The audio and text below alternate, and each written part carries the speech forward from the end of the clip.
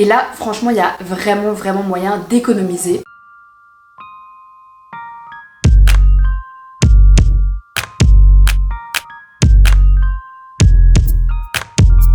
Hola! Dans cette vidéo, je vais te donner un peu toutes mes astuces si tu pars bientôt à l'étranger, que tu as un petit budget et que du coup tu veux vraiment économiser et pas trop dépenser. Au total, j'ai voyagé pendant 7 mois et j'ai fait 6 pays et j'avais vraiment pas beaucoup d'argent. Donc les trucs pour économiser, ça me connaît un petit peu. Dans cette vidéo, je vais t'expliquer comment moi j'ai fait pour ne pas trop dépenser et économiser mon argent. Je suis sûre qu'il y a plein d'autres astuces que je vais pas mentionner, donc si t'en as en tête, que t'as d'autres bons plans, d'autres conseils, n'hésite surtout pas à les mettre en commentaire. Let's go! Première chose super importante si tu pars en voyage, c'est de connaître ton budget. Avant de partir, il faut que tu saches combien d'argent tu as sur ton compte et combien d'argent tu es prêt à dépenser pour ton voyage. Imaginons que tu pars 2 mois, il faut que tu aies en tête un montant. Ok, je me permets de dépenser autant d'argent sur cette période. Peut-être que tu vas te dire, je pars 2 mois en Asie et j'ai 1500 €. Voilà, pour moi c'est hyper important, donc il faut que tu aies en tête ton budget, comme ça il n'y a aucun risque que tu le dépasses et que tu sois un peu dans la...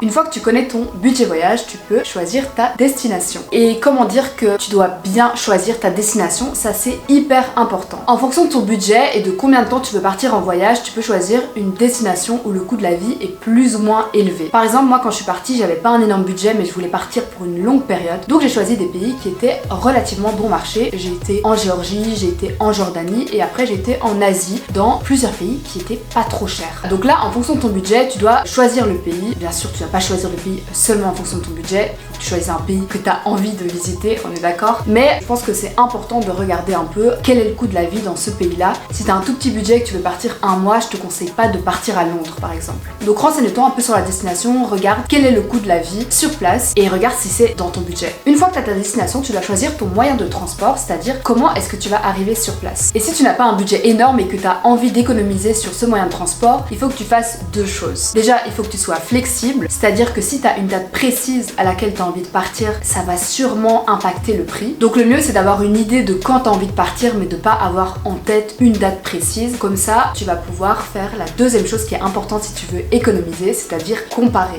Il faut que tu compares les différents moyens de transport pour arriver sur place, que tu compares les prix bien sûr en fonction des dates, que tu choisisses le transport le plus intéressant. Et là, franchement, il y a vraiment moyen d'économiser. Donc par exemple, moi j'utilise Skyscanner qui est un site de comparateur de vol qui te permet vraiment de comparer toutes les compagnies à différentes dates et donc de trouver le vol le plus intéressant. Si tu pars en train, si tu pars en bus, il y a aussi moyen de comparer les différents trajets en ligne. Franchement, je te conseille de le faire. Fais-le plusieurs fois sur plusieurs jours pour vraiment pouvoir comparer et trouver le meilleur trajet, en tout cas celui qui va te coûter le moins cher, qui sera le plus intéressant pour toi. Si tu prends l'avion, sache que généralement c'est moins cher de prendre un vol qui fait une ou plusieurs escales. Bon, c'est aussi moins écologique, donc je le recommande pas spécialement, mais si tu as vraiment un petit budget, sache que c'est plus intéressant de prendre un vol qui fait des escales à plusieurs endroits en général. Si tu pars moins loin, tu peux aussi prendre le bus. Par exemple, il y a les Flixbus ou les Blablacar qui sont vraiment pas chers. C'est aussi possible de faire du convoiturage pour vraiment économiser sur ton trajet. J'ai déjà testé le site Blablacar, je pense qu'il y en a d'autres. En tout cas, ça c'est une possibilité si tu pars pas trop loin et que tu as du coup pas besoin de prendre l'avion. Ensuite, une fois que tu es sur place, il faut que tu trouves un logement. Ah oui, je l'ai pas précisé, mais en fait, il faut que tu saches que dans ton budget voyage en général, ce qui va te coûter le plus cher, c'est le transport et le logement. Voilà pourquoi il faut vraiment bien choisir ces deux choses-là si tu veux économiser. Niveau logement, pour économiser, vraiment moi ce que je te conseille, que j'ai fait 1 million de fois, c'est d'aller dans des auberges de jeunesse. C'est vraiment en général le moins cher que tu puisses trouver. Bien sûr, ça dépend où tu pars. Il y a des pays où c'est beaucoup plus facile d'aller dans des auberges parce qu'il y en a vraiment un peu partout. Et il y a d'autres pays où c'est un peu plus compliqué, il y en a pas tant que ça. Mais par exemple, si tu vas en Asie, il y en a absolument partout et ça ne coûte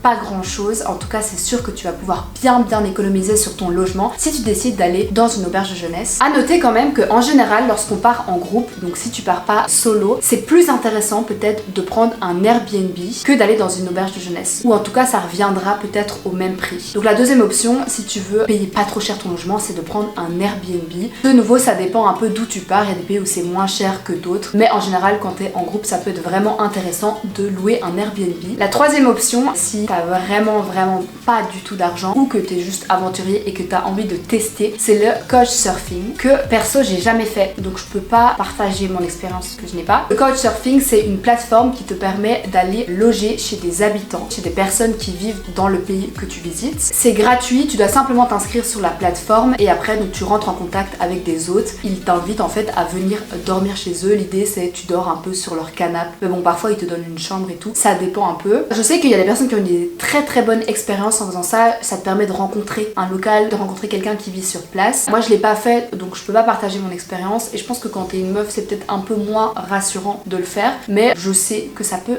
très bien se passer, ça peut être une très bonne expérience et surtout c'est hyper intéressant si t'as pas envie de dépenser de l'argent pour ton logement. La quatrième option c'est le house sitting, que non plus je n'ai pas testé mais on en a dit beaucoup de bien. Ce sont des particuliers qui mettent en fait leur maison sur des sites de house sitting et l'idée c'est que tu vas pendant une semaine, un mois dans la maison et en fait tu gardes la maison. C'est un peu comme du babysitting sauf que c'est pour une maison. C'est par exemple des gens qui vont en vacances pendant un mois et qui veulent pas laisser leur maison toute seule sans personne. Ils mettent leur maison sur un site de house sitting et en gros ils cherchent quelqu'un qui va occuper la maison pendant ce mois-là. De nouveau, en général c'est pas payant ou c'est très peu cher, donc c'est vraiment hyper intéressant. Le petit désavantage c'est qu'en général tu dois rester dans la maison, tu dois rester dans le lieu pendant toute la période, donc si c'est un mois ça veut dire que pendant un mois tu peux pas vraiment bouger, tu dois loger à cet endroit-là. Donc ça dépend un peu le type de voyage que tu fais, mais c'est aussi une possibilité. Et la dernière option c'est de faire du volontariat ou de faire du woofing. Le volontariat, donc moi j'en ai fait et je le conseille. J'utilise la plateforme Workaway quand j'en fais, donc c'est une plateforme qui te permet de créer un profil et de rentrer en contact avec des personnes qui sont à travers le monde et qui recherchent des volontaires. Perso j'en ai fait que dans des auberges de jeunesse dans plusieurs pays, mais c'est possible de faire du volontariat chez des particuliers, de garder leurs enfants, etc.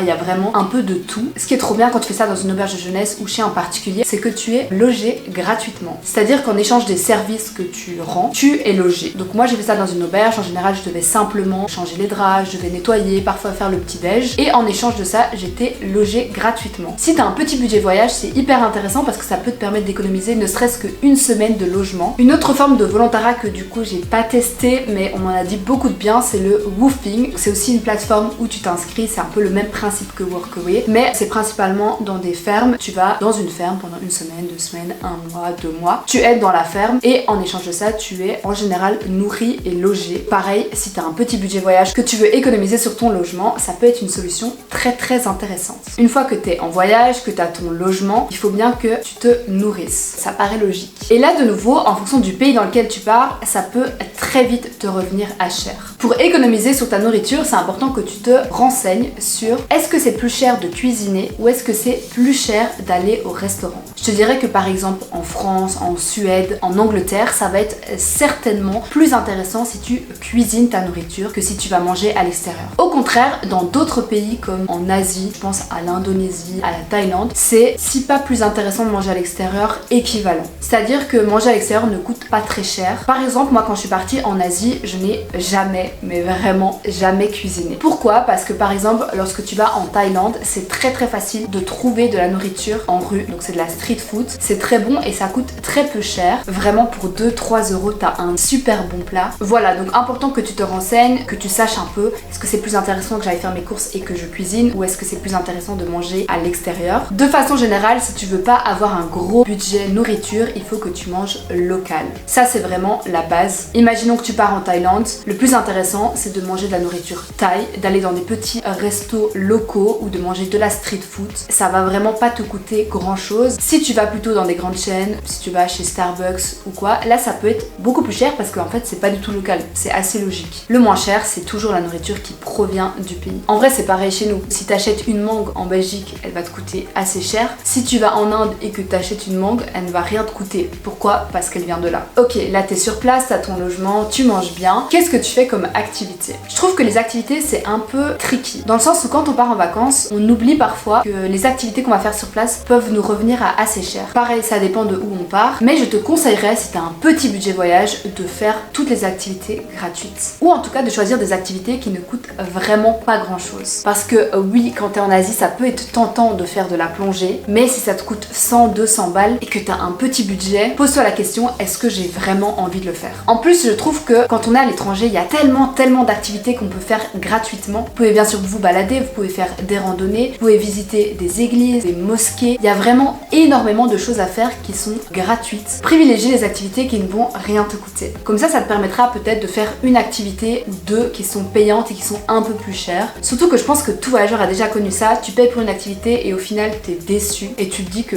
t'aurais juste pas dû la faire. T'aurais pu faire quelque chose qui était gratuit. Un autre très bon moyen d'économiser, c'est de négocier. Il y a énormément de pays où c'est totalement ok et c'est totalement possible de négocier les prix. Si tu sais que t'es dans un pays où on négocie beaucoup, n'aie vraiment pas peur de le faire. Franchement, vas-y, négocie, ça va te permettre d'économiser sûrement quelques euros par-ci par-là et au final ça peut te faire une très belle somme économisée. Je vous avais fait un petit réel sur mes techniques pour négocier que je vais vous remettre en bas de la vidéo. Parce que je comprends que si on n'a jamais négocié, ça peut faire un peu peur et on sait pas trop comment s'y prendre. Enfin bref, je vous explique tout ça dans la vidéo. En tout cas, franchement, essaye. Je pense qu'on ne perd rien à essayer de négocier. Au pire du pire, ça marche pas et tant pis, tu payes le prix plein. Mais si ça marche, bah tant mieux. Pour ce qui est du wifi lorsque tu es à l'étranger, si tu as un petit budget voyage et que t'as pas spécialement envie d'acheter une carte SIM et que du coup tu es dans un pays où tu peux pas utiliser ta carte SIM belge ou française, je te dirais de vraiment privilégier le wifi gratuit. Il y a de plus en plus souvent du wifi gratuit dans les restos, dans les hostels. Donc je pense que c'est pas spécialement nécessaire d'acheter une carte SIM. Ça dépend bien sûr de toi. Si tu as envie d'avoir une carte SIM, tu peux en acheter une. Mais je pense qu'il y a aussi moyen d'économiser là-dessus. Donc si c'est pas spécialement nécessaire, n'achète pas de carte SIM. D'ailleurs, moi j'achetais souvent des cartes SIM parce que j'avais un peu peur de me perdre et ça me rassurait de savoir que j'avais de la 4G à tout moment si j'étais perdue, comme je voyageais toute seule. Mais je sais que si vous installez l'application Maps.me, vous pouvez télécharger toutes les cartes. Ça vous permet d'avoir en fait des cartes à utiliser lorsque vous n'avez pas de 4G. Donc en vrai, la 4G c'est pas spécialement nécessaire. Je vous mettrai l'application en barre d'infos. Très important, si vous avez un petit budget voyage et que vous voulez pas